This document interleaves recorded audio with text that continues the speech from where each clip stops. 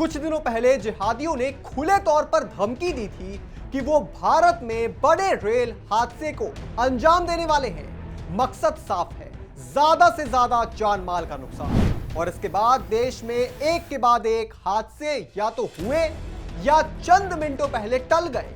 कौन है इन हमलों के पीछे?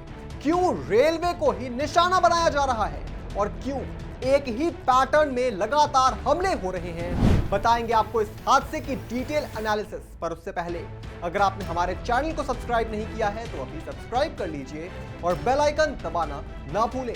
नमस्कार, मैं हूं आपके साथ स्नेह सुरेश। आप देख रहे हैं आयॉन भारत। सबसे पहले आप अजमेर से जुड़ा जो ये ताजा मामला है इसको सुन लीजिए। राजस्थान में ट्रेन को डिरेल करने की साजिश रची गई। अजमेर के फुलेरा से अहमदाबाद रेल मार्ग एक क्विंटल सीमेंट का ब्लॉक रख दिया गया। रेलवे ट्रैक पर एक सीमेंट का ब्लॉक जो है वो रख दिया गया। अजमेर में सारधाना बांकड़ ग्राम स्टेशन के बीच की घटना है। ट्रेन का इंजन सीमेंट ब्लॉक को तोड़ते हुए निकल गया। एक बड़ा हादसा टल गया। लोको पायलट की सूचना पर आरपीएफ ने घटनास्थल पर पहुंचकर ट्रैक का निरीक्षण किया। आरपीएफ को घटनास्थल से सीमेंट के टुकड़े मिले हैं जिसे ट्रेन टकराई थी। इससे पहले 23 अगस्त को राजस्थान में वंदे भारत ट्रेन को पटरी से उतारने की साजिश रची गई थी।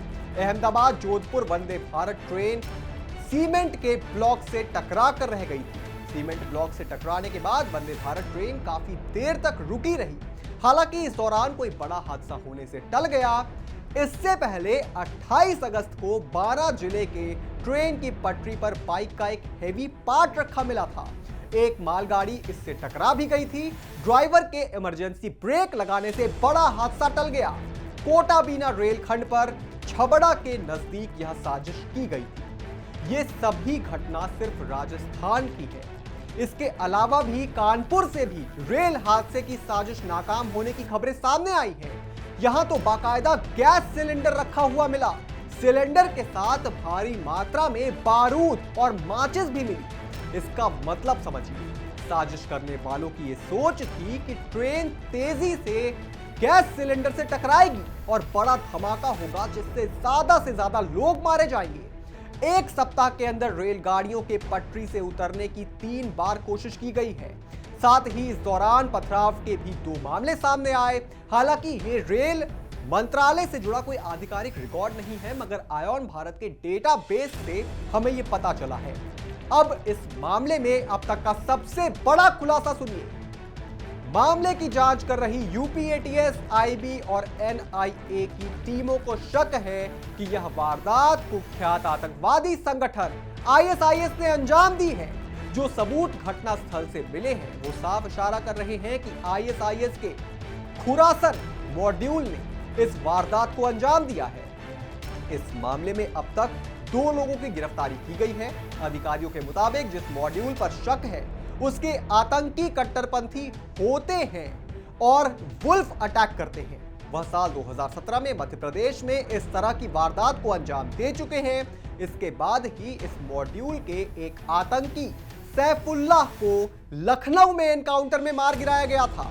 उस समय सैफुल्लाह के पास भी इस तरह के संदिग्ध सामान मिले थे जो कानपुर में रेलवे ट्रैक पर मिले हैं।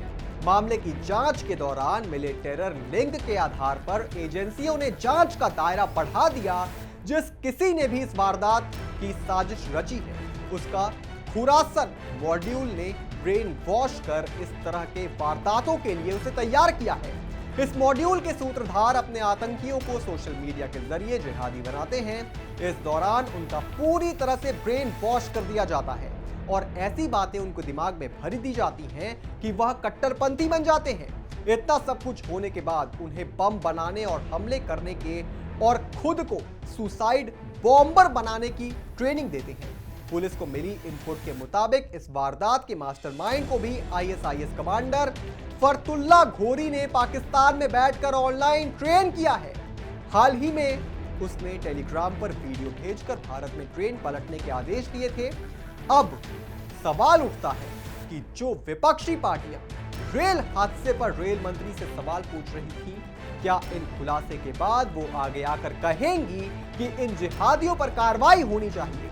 क्या अब कांग्रेस कहेगी कि वो इस तरह की साजिश के खिलाफ वह सरकार के साथ मिलकर खड़ी है? देखिए, किसी भी रेल हादसे में रेल मंत्रालय की जवाबदेही होती है। सरकार पर जरूर सवाल खड़े होने चाहिए, मगर इस समय जरूरी है कि देश एकजुट होकर इसका सामना करे, क्योंकि बॉर्डर पर हमारी सेना ने ऐसी सिक्योरिटी टाइट कर रखी है कि अब आतंकी देश के अंदर नहीं आ सकते हैं। तो अब वो नई साजिश के फिराक में है, मगर हिंदुस्तान इसका मुंहतोड़ जवाब जरूर देगा।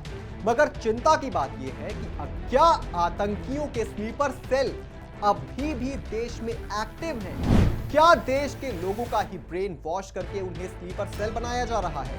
खुलेआम कैसे भारत में वीडियो भेजकर आतंकी घटना को अंजाम देने के आदेश दिए जा रहे हैं? इस पर सरकार और हमारी एजेंसियां क्यों कुछ नहीं कर पा रही? ये सबसे बड़ा सवाल है। इस पर आप क्या सोचते हैं दोस्तों? हमें कमेंट करके जरूर बताएं। और भी तमाम बड़ी खबरों से जुड़े रहने के लिए आप देखते रहिए आय ऑन भारत।